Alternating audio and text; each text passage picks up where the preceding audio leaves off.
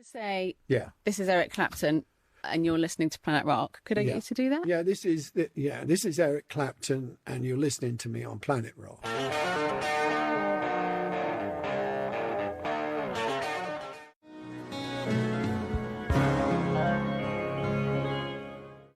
Eric Clapton, welcome to Planet Rock. Thank you. Nice to be here. It's very difficult to know where to start with you, and thank goodness we have this documentary to talk about, because your effect on music in general has been immense, and it's very difficult to just pick a part of Eric Clapton to talk about. Okay. But a lot of people, I think, assume they know your story. You've written an autobiography. You've been musically active for so many years. When I watched Life in 12 Bars, I realised I didn't really know you at all. Did you realise it would have that effect on a viewer? Well, I can't really imagine what part of the film would have been the hard part to understand. It all, to me, it all has seemed fairly open, but maybe that's not the case. Because obviously there's all that stuff from my childhood which wouldn't necessarily have been known by anybody. My own family, my wife and my kids didn't know anything about that. They knew a bit, but it became it's obviously very detailed, with my auntie Sylvia revealing a lot of stuff about my mother and the circumstances, and me too. Reminiscing, my age, it's really difficult for me to get a handle on a lot of that stuff. So I needed some reminding, and as you say, a lot of I realised at the time that I was telling stories I hadn't really told before, even though they were in the book. I think then there's something about movies, which are quite shocking sometimes. I mean, I was sort of inspired to do this film by having seen a movie about Marlon Brando called Listen to Me, Marlon, Listen to Me, which was based on a lot of audio journals they found. He kept a sort of a recorded diary, which was really, really, like you said about me, he showed a lot of his inner self, talking about his mother, talking about the world of the work he was doing, the work. I mean, he was very proactive in all of the civil rights things, and I didn't know any of this really. I just knew him from his work, and so when I saw that film, I thought this is a fantastic thing to do, because he sort of narrated his own story on the screen, and they also had this very tense background music, which you couldn't identify, and it played a very subtle part in the whole effect of the work. And I thought we should try and do something. So I would tell my story, and it would be based on old recordings, new interviews, and then I thought about asking this lovely man called Gustavo Santaolalla to put a little bit of music underneath. And that's my favourite bit, actually. Mm-hmm. You could take everything else away, all the dialogue you could take out, and I would just listen to Gustavo, because the music tells a story as well as anything. So I'm kind of glad in a way that everyone sees it. It's difficult for me to sit and watch, especially the sort of violent stuff, the really aggressive stuff that came out when I was drunk. That's hard. And hardest of all, it's hard to sit with my kids and watch that, because they don't know anything. None of my family has ever seen me drunk, thank goodness. Yeah, they don't know that guy. They don't know who that guy is. Yeah. But that guy is in there.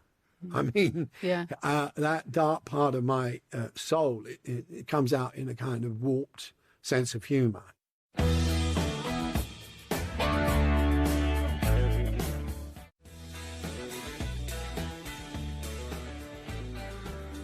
I wanted to talk about some of your musical influences that you obviously mention in the film, because music, as you say, at a couple of points in the documentary, music saved you. But at the beginning, you start talking about if we first see you talking about B.B. King's death, and you Yeah. mentioned B.B. King's live at the Regal, and the fact that, you know, if anyone wants to know where you kind of got it from, they should listen to that. What was it about that record that hit you? I think it might have been the fact that it was a live recording, and that's really, really profound to be able to play that way in front of an audience. I mean, there's, you know, I've been around long enough to know that you can create an illusion in the studio, or even with a small hand-picked audience, which I did. I did an album like that where there was a small audience and it was very relaxed. And but this was early on, when I only knew about a recorded blues that was in the studio, and to hear someone play like that in an open forum with a live audience, and to be so impassioned and technically superb, I thought, this is, and it was the music I loved. It was blues, so taken to a level I didn't even know existed, and so it was very important to me hearing that. I also, I really love the part where you kind of explain where you first heard Muddy Waters as well, and that was on the children's radio service. Uncle Mac. I think one of the first things I heard was Memphis, Tennessee by Chuck Berry, and then he played Bo Diddley, and he played Big Bill Broonzy, he played all kinds of stuff. But it was interesting because it was a runaway train went over the hill and she blew, or just different kind of silly songs, and he would play them every week because that's what people wanted to hear, and he sort of smuggled this stuff in. He just sneaked it in. So he must have liked it himself, I suppose, to be a kind of undercover blues fan. And that would jump out of the radio at me. I thought all the other stuff was, fun and cheerful, but this stuff wasn't. It wasn't cheerful. It was hopeful music to me, but it was deep, and all the other stuff was like surface sing along type stuff. But this was difficult to really define. And I got, I was hooked. And I think that's where you first say that because of what was going on at home with your mom, you found something which actually spoke to your soul. That was where you found your solace. You thought, right, this is what it's all about for me. That's from right. That moment. You put it perfectly. I mean, that's what was happening. I felt alienated, or I felt that I was the alien in the family, and I didn't know where I fit. I didn't really fit. I mean, I was a source of embarrassment for everybody for a little while. And so this was safe. And it was also something I could hold on to through all of these times of being unable to identify myself. I identified with the music 100% because it was all coming from a place of sorrow, but in the same, it wasn't depressing. And some people have said that the blues, they don't like to listen to blues because it's depressing. Well, I found the opposite. I found hope, and I found passion and joy, in that. And it, like you said, it rescued me. Because, I think there's a part where your grandmother, said that you'd be up at 3 a.m. once you got hold of a guitar, and once you started playing, you got the records, and you were building up a record collection. She could hear you playing at like 3 a.m. Yeah. She'd be like, for goodness sake, go to bed. I mean, that sort of dedication. Were you hopeful from that moment that you could make a career out of it, or was there no choice? That was what you had to do. It came from working class stock, so it wasn't unusual for people to be, I think the people around me in the village I grew up in were very much like that. They were great craftsmen and very, very concentrated on what they were doing. So I didn't think it was unusual to be what I was doing. It was another kind of craft. But I don't remember being up that late. Honestly, don't. I think she might have been exaggerating. But the beautiful thing was she loved it too. And my granddad too, and I remember buying records for them. I was very hooked on trad jazz too, and Bilk and Ken Collier were very important people musically in my life. So I would try to turn them on to trad jazz. I thought, well, that might be something they could listen to without quite so much profundity in it, you know.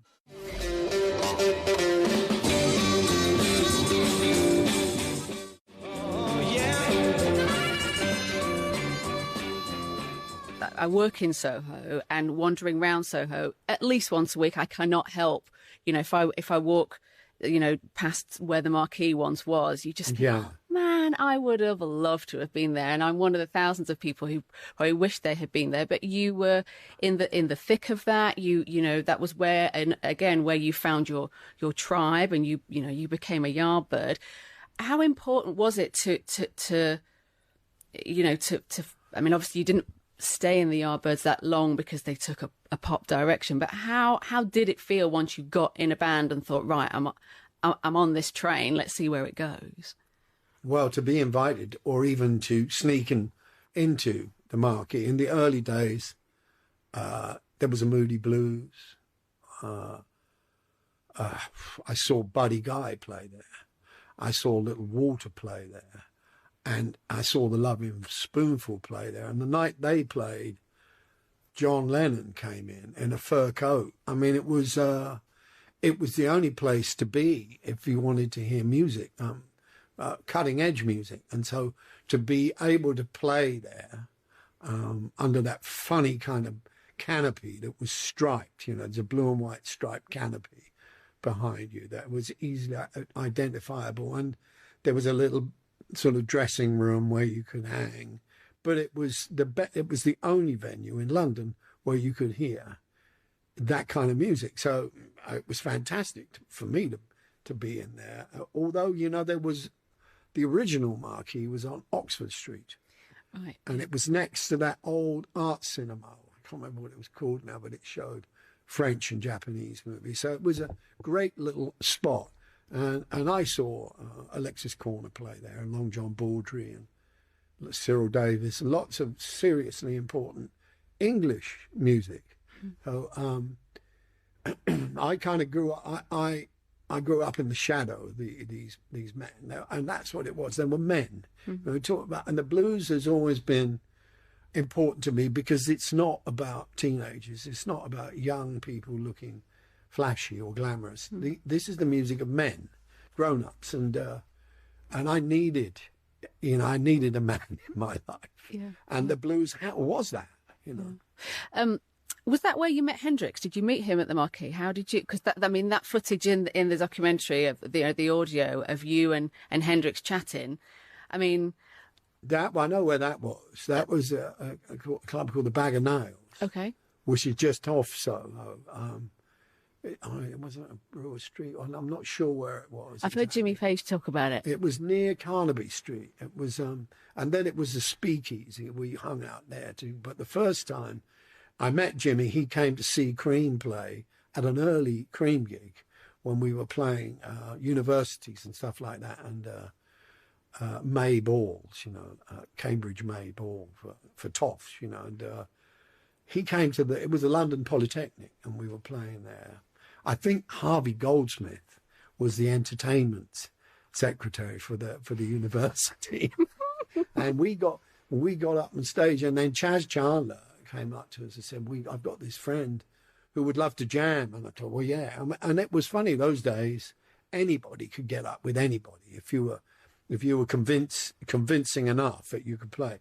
And he got up and blew everyone's mind, and me too. I just thought, someone that plays the stuff I love in the flesh on stage with me. I was actually privileged to be, and it's something that no one's ever going to beat. That incident that night, I mean, it's historic in my mind, but only a few people are alive that would remember it. Yeah. But just to hear Eric Clapton and Jimi Hendrix in conversation, I think just that concept blows people's minds, because obviously Hendrix was only around for such a short amount of time. And I didn't think there was ever any footage of anything like that that's been made public. Nor did I. I didn't know. That was pretty interesting to watch too.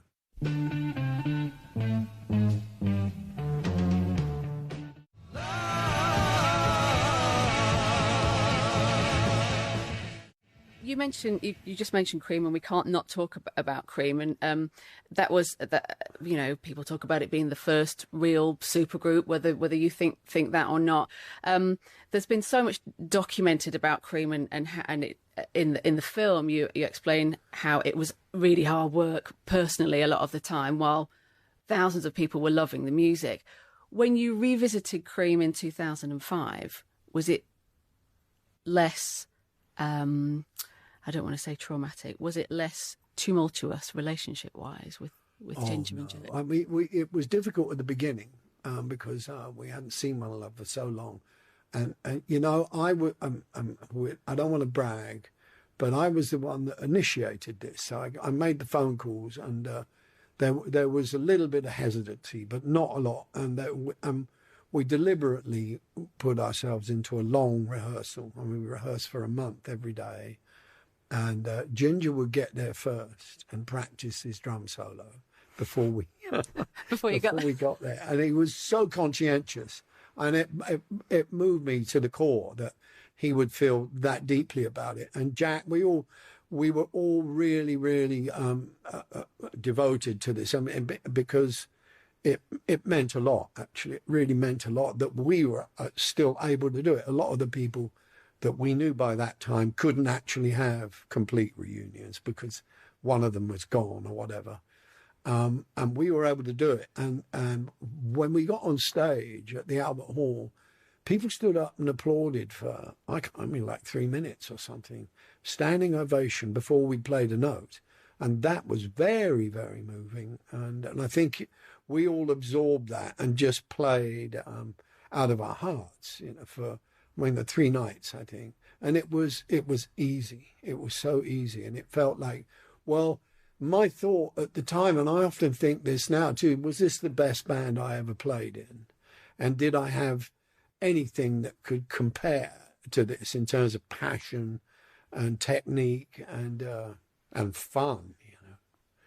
And I think that maybe that's true. Mm-hmm. I can't not talk to you about the input in the documentary of Charlotte Martin and of Pattie Boyd as well. What struck me was just the fact that they were in there, because it's really wonderful to be able to see the other side of that, because it's obviously so much part of who you are and part of your story. But specifically with Pattie talking about that first time that she heard the Derek and Dominoes album, and she said she couldn't stop listening to it. I mean, that just, as a human being, that struck me so much, because you'd poured all that agony into it. Yes. How difficult was it to play that record to her? It was a gamble, because I didn't know what reaction she would have. I wanted her to be impressed, and I wanted her, I thought this might seal some kind of commitment that I don't think I was able to actually commit myself, but I wanted her to commit to do the hard work. And I love the bit in the film where she said she listened to it all and then left. And I thought, well, wait a minute.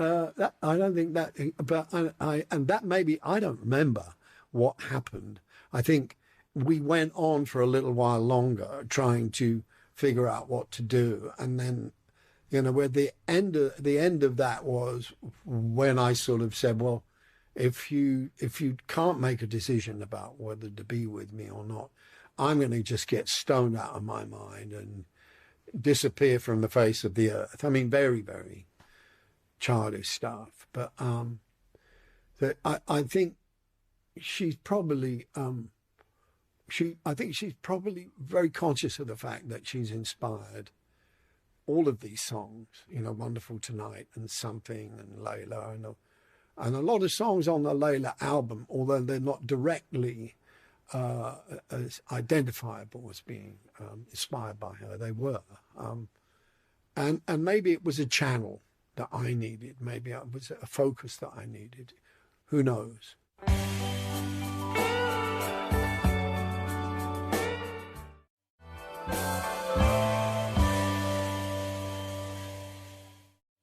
There's so much more, Eric, that can talk about your career. I could sit here for a few hours, I'm sure. Me too. But what I wanted to I don't want to end on a sad note, but what also struck me by in the film was where you talk about your boy and the fact that when that awful thing happened, you made the music saved you again, and you wrote Tears in Heaven, and you had all that time where you had suffered addictions and not been able to, for whatever reason, to pull yourself out. That most traumatic event of all actually turned you around. Yes. I brought him home from New York with all of the Italian side of his mother's family, and we went through the process of the funeral, and when they left, and I think I say this in the movie too, that I had this little Spanish gut string guitar. I became attached to that, and I went away. I went off to Antigua, and I rented a little cottage there in a sort of community, and I just swatted mosquitoes all day and played this guitar and stayed there for almost a whole year without much contact with the outside world. And I tried to heal myself, and all I could do was play and write these songs, and I rewrote and re-performed them again and again and again and again until I felt like I'd made some sort of move towards the surface of my life, of my being, and then I was able to come out. But it was so deep, and I had thought that I'd taken care of it until I saw this film, and it's very, very disturbing for me, but beautiful at the same time. The way it's handled in the film, and the footage I haven't seen of him before, so which is difficult to watch, with the underlying music, and Gustavo is there, and I playing Tears in Heaven, and it's overwhelming. Final question, Eric. Is there anything else we can expect from you musically? Are you going to do something more and commit it to record, or is it live, Eric, that we've got now, which is just fine? I have no idea what I'm going to do. I haven't. I've been playing a set now for a couple of years, and it's pretty much the same. So it depends very much on my capabilities.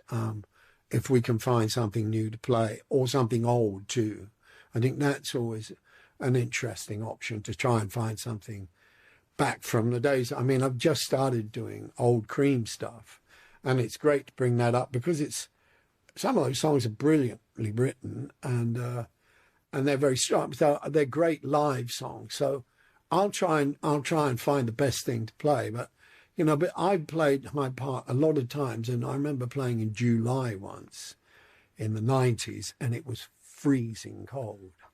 And I thought, well, no more, never again will I play open air. And I remember doing a tour of Europe with Winwood too, where it poured with rain every day, and this was in June or July, and I sent a memo out to my crew and my colleagues and said, no, never again outdoors, and they've broken the rule, but you never know, you see. Eric Clapton, it's been absolutely incredible to talk to you. Oh, thank you, Liz. It's nice to talk to you too. I shot the sheriff.